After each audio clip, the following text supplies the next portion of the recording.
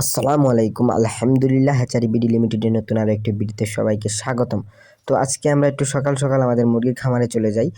মুরগির খামারে যাওয়ার কারণ হচ্ছে আজকে একটু গরম, আর আজকে আমরা আমাদের খামারের লিটারটা পরিবর্তন করে দিব। লিটারটা অনেক নোংরা হয়ে গেছে, লিটারে মুরগির পশমে ভরে গিয়েছে একদম খামারের ভিতরে, একদম মানে কি বলবো, লিটারের সাথে সাথে মানে মুরগির পশম মিক্স হয়ে আলাদা একটা হয়েছে এবং এখানে অ্যামোনিয়া গ্যাস সৃষ্টি হয়ে গেছে।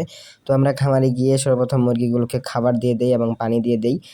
খাবার এবং পানি দিয়ে দেওয়ার পর আমরা পুরোটা লিটার আছে যে পুরাতন লিটারগুলো, সেই লিটারগুলো আমরা সুন্দর করে উঠিয়ে নেব একটা বস্তার মধ্যে উঠিয়ে একটা নির্দিষ্ট স্থানে ফেলে দেব।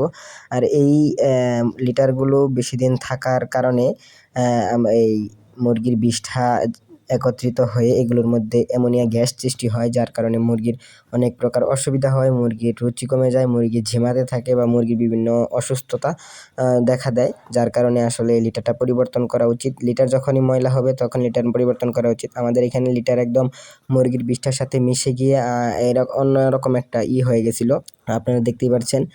তো এই লিটারগুলো আজকে আমরা উদ্দেশ্য নিয়েছি যে এই লিটারগুলো আজকে পরিবর্তন করে দিব এবং নতুন লিটার আমরা দিয়ে দিব। তো আমরা আমাদের স্থানীয় বাজারে খোঁজ নিয়ে দেখি আমাদের এই স্থানীয় বাজারে কোনো প্রকার লিটার পাওয়া যায় না। পরবর্তীতে আমাদের 5-6 কিলোমিটার দূরে গিয়ে আমাদের লিটার আনতে হয়েছে। আলহামদুলিল্লাহ, আমরা ভালোভাবে লিটার আনতে পারছি।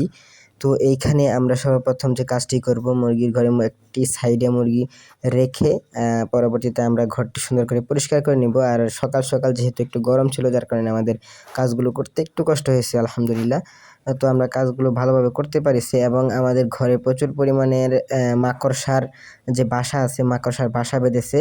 তো এগুলো আমরা সবগুলো পরিষ্কার করে নিয়েছি এবং লিটারগুলো উঠিয়ে নিয়েছি। আলহামদুলিল্লাহ, লিটারগুলো উঠানোর পর ঘরটা একদম ফ্লোরটা, ঘরের যে মেঝেটা আছে সেটা একদম চকচকা হয়ে গেছে। আমরা সুন্দর করে ঝেড়ে নিয়েছি এবং মেঝেটা ভালোভাবে পরিষ্কার করে নিয়েছি এবং ঘরের চারো সাইড দিয়ে আমরা পরিষ্কার করে নিয়েছি।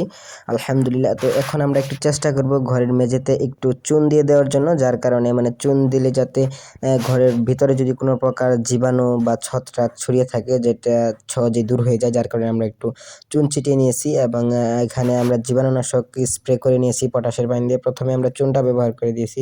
চুনটা আমি আমার মানে ফ্যাসিলিটির জন্যই ব্যবহার করেছি, আপনারা চাইলে করতে পারেন, নাও করতে পারেন।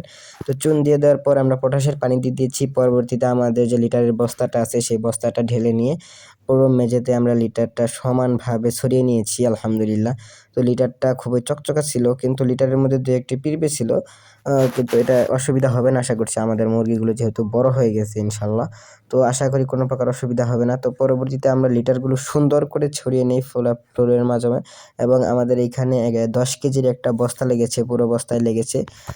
আর কিছু লিটার হয়তোবা আমাদের পরবর্তীতে দিতে হবে। ঘর পরিষ্কার করে লিটার দিতে দিতে আমাদের এখানে দুপুর হয়ে যায় এবং এখানে প্রচুর পরিমাণে গরম আসছিল, যার কারণে আমরা ফ্যানটা ছেড়ে দিয়েছি। আলহামদুলিল্লাহ, এইখানে দুপুর হওয়ার কারণে আমরা মুরগিকে একটু লেবুর পানি দিয়ে দেই এবং তার সাথে হালকা কিছু ফিড দিয়ে দেই। আলহামদুলিল্লাহ, তো এইখানে লিটার ছড়িয়ে দেওয়ার পর প্রথমে ভাবছিল এগুলো হয়তো খাবার বা অন্য কিছুতে, সেজন্য মুরগি এগুলো এখানে দেখতেছিল যে আসলে কি আছে। পরবর্তীতে আমরা পানি দিয়ে দিই এবং ফিড দিয়ে দেই, লেবু মিশানো পানি দিয়ে দিই। আলহামদুলিল্লাহ, তো মুরগিগুলো খাবার পানি খাচ্ছিল ঠিকমতো। আলহামদুলিল্লাহ, আমাদের মুরগিগুলো সুস্থ আছে। আলহামদুলিল্লাহ, সবাই মুরগিগুলো দেখে মাশাআল্লাহ কমেন্ট করবেন। তো আপনাদের বাসায় কি কি মুরগি আছে তা অবশ্যই কমেন্টে জানাবেন। আপনি কোন বিষয়ের খামারি বা গরু, ছাগল, হাঁস, মুরগি কোন বিষয় নিয়ে কাজ করেন সেটি অবশ্যই জানাবেন। তো আজকের ভিডিওটি এ পর্যন্তই। ভিডিওটি ভালো লাগলে লাইক, কমেন্ট, শেয়ার করুন। পেজ হলে ফলো করুন, চ্যানেল হলে সাবস্ক্রাইব করে বেল নোটিফিকেশন অল করে রাখুন পরবর্তী ভিডিও সবার আগে পাওয়ার জন্য। সবাইকে ধন্যবাদ। আসসালামু আলাইকুম।